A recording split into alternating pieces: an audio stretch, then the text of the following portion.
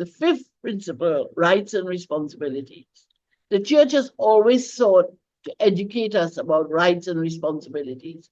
For example, Pope Leo XIII's encyclical Rerum Novarum focused on the rights and duties of capital and labor. Our church tells us that the roots of human dignity are to be found in the dignity that belongs to each human being. The ultimate source of human rights is found in man himself and in God, his creator. These rights are universal, inviolable, and inalienable. Human rights are to be respected not only individually, but as a whole. Protecting them only partially would imply a kind of failure to recognize them. The first right is the right to life, from conception to its natural death.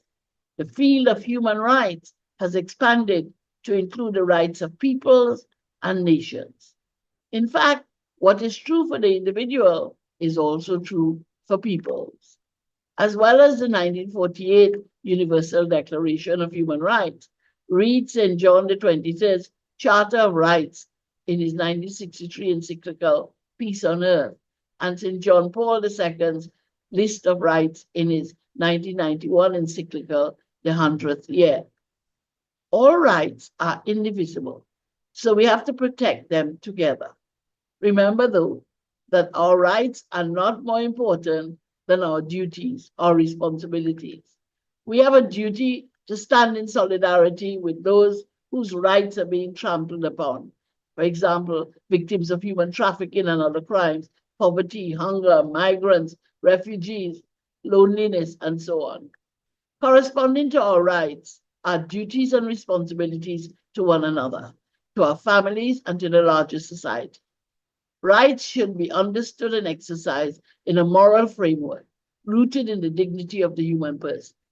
Our church tells us those who claim their own rights, yet altogether forget or neglect to carry out their respective duties, are people who build with one hand and destroy with the other.